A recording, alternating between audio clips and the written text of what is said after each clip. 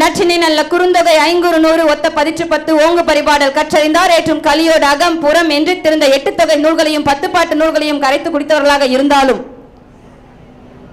புறநானூற்றில் ஐநா சபையில் பெருமையாக பேசப்பட்ட யாதும் ஊரே யாவரும் கேளே தீதும் நன்றும் பிறத்தரவாரா நோதலும் தனிதலும் அவற்றோர் என்ன என்னும் புறநானூற்று பாடலை அறிந்தவர்களாக இருந்தாலும் அதை வேகமாக ஒப்பிப்பதாலோ வருடங்களை வேகமாக சொல்வதென்பதாலோ அறிவு என்பது ஆகாது.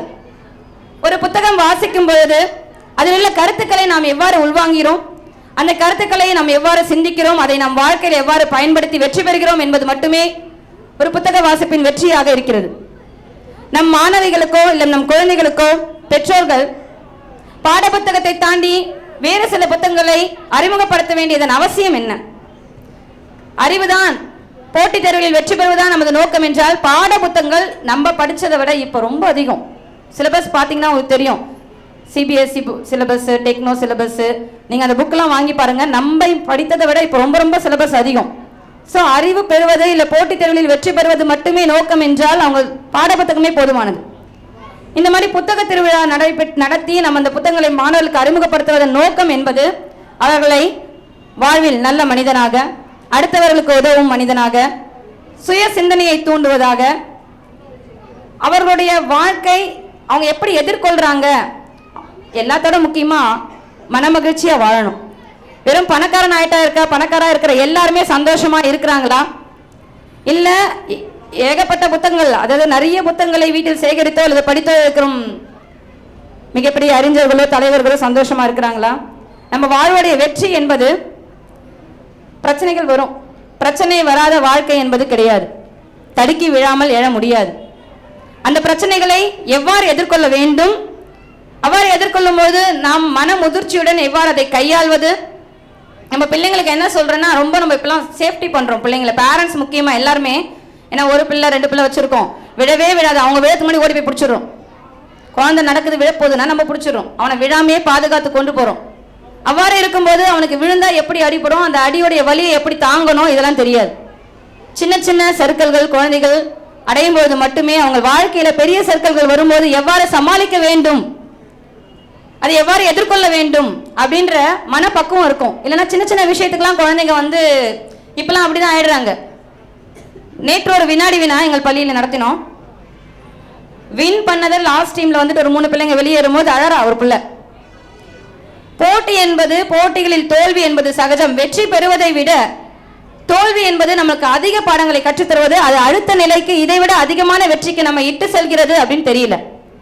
சுருங்கி கிடக்கும் சிந்தனை நம்மை மண்ணில் விழ செய்யும், விரி சிந்தனை மட்டுமே நம்மை விண்ணை நோக்கி உயர செய்யும். மாணவர்களுக்கு நாங்கள் இதை திரும்ப திரும்ப சொல்றோம். அந்த பிள்ளைங்க கிட்ட 1/2 மணி நேரம் பேசினேன். போட்டி அப்படிங்கிறது பங்கேற்பது மட்டுமே போதும் பிள்ளைங்களுக்கு. அவங்களுக்கு அனுபவம், வாழ்க்கையில் அனைத்துமே அனுபவம். அந்த அனுபவத்தை எவ்வாறு எதிர்கொள்ள வேண்டும் புத்தக வாசிப்பு இதை நமக்கு கற்றுத்தள்ளும். உலக நாடுகளுக்கு நாம் பயணங்கள் மேற்கொள்ள இயலாது. எல்லாரும் எல்லார் வாழ்க்கையும் வாழ முடியாது, இருக்கிறது ஒரு வாழ்க்கை. ஆனா நீங்க புத்தகம் படிக்கும் போது பல்வேறுபட்ட நபர்களுடைய வாழ்க்கை அனுபவங்கள், பல்வேறு தலைவர்களுடைய சுயசரிதைகளை படிக்கும் பொழுது அவர்கள் எவ்வாறு உயர்ந்தார்கள் இந்த கருத்துக்களை தெரிஞ்சுக்க முடியும். இன்னும் சில பேர் கேட்கிறாங்க, இந்த நாவல்ஸ்லாம் படிக்கும்போது, உதாரணத்துக்குன்னா நீங்க பொன்னியின் செல்வன்லாம் படம் பார்க்குறோம், புத்தகமா படிக்கிறோம், என்ன வித்தியாசம்? புலன் காட்சின்னு சொல்லுவாங்க. நம்ம பார்க்கும்போது அதை ஜஸ்ட் உள்வாங்கிக்கிறோம். நான் படிக்கும்போது நீங்க சிந்திக்கிறீங்க, கற்பனையில நீங்க வந்தியத்தேவனை பாக்குறீங்க, கற்பனையில நீங்க ஒரு டைரக்டரா இருக்கிறீங்க, நீங்க ஒரு படத்தை மனசுக்குள்ள ஓட்டுறீங்க. அது உங்களுடைய சுய சிந்தனையை அதிகப்படுத்தும். நீங்க நீங்கள் ஒரு படைப்பாளரா மாற்றும். நீங்க புத்தகங்களை நாவலா இருக்கட்டும், நல்ல புத்தகங்களை தேர்ந்தெடுத்து நம்ம பிள்ளைங்களுக்கு படிக்க சொல்லும் பொழுது அவர்களுக்கு அவர்களையுமே தெரியாம அவங்களுக்குள்ள படைப்பாற்றல் வளரும். வெறும் அறிவோ பொது அறிவு நிறைய பேரண்ட்ஸ் குழந்தைகளை கூட்டிட்டு வரும்போது புத்தகம் வாங்கும் போது தேர்ந்தெடுத்து வாங்கி தராங்க. ஜிகே புக்கா படி, டிஎன்பிசி புக்ஸ், குரூப் 4 புக்ஸ், மனத்திறன் கேள்விகள் இருக்க புக்ஸ், அந்த மாதிரி நம்ம தேர்ந்தெடுத்து கொடுக்குறோம். போட்டிகள் மட்டும் வாழ்க்கை அல்ல. அவங்களுடைய சுய சிந்தனையை தூண்டுறது, படைப்பாற்றல் தூண்டுறது, இது எல்லாத்திலுமே பெற்றோர்களாகிய நம் அனைவருக்கும் கடமை இருக்கிறது. ஒவ்வொரு மனிதனும் ஏதேனும் ஒரு நிமிடத்தில் புகழின் உச்சியில் கண்டிப்பாக இருப்பான். அவன் எப்பேற்பட்ட நிலையில் இருந்த பொழுதும் நம்மை சுற்றியுள்ள நமக்கு நெருக்கமானவர்கள், சாதாரண மனிதனில் ஒரு 200 பேர்னா, புகழின் உச்சியிலோ இல்லை பெரிய தலைவர்களாக இருக்கும்போது அவர்களுக்கு நெருக்கமானவர்கள் ஒரு 400 பேர் இல்லை 500 பேர். நம்மை சுற்றியுள்ள அந்த 500 பேருக்காக வாழ்க்கை இல்லை. நமக்கு ஐ ஆம் த பெஸ்ட், என்னுடைய சந்தோஷம் அடுத்தவர்களை புண்படுத்தாத வகையில் மகிழ்வாக இருக்க புத்தக வாசிப்பை நம் பிள்ளைகளுக்கு இந்த புத்தக திருவிழாவில் குறைந்தபட்சம் ஒரு புத்தகமாக வாங்கி நல்ல புத்தகத்தை தேர்ந்தெடுத்து அவர்களுக்கு அறிமுகப்படுத்துவோம். அந்த மாதிரி பண்ணும்போது ஒரே ஒரு புக்கு தான். நான் சிறு வயதில் இருக்கும்போது ஏற்கனவே சொன்ன மாதிரி என்னுடைய தமிழ் ஆசிரியர்கள் பாரதி எனக்கு அறிமுகப்படுத்தினார்கள். அக்னி குஞ்சென்று கண்டேன், அதை அங்கொரு காட்டில் ஒரு பொந்திரை வைத்தேன், வெந்து தனிந்தது காடு தழல் வீரத்தில் குஞ்சென்று மூப்பென்றும் உண்டோ.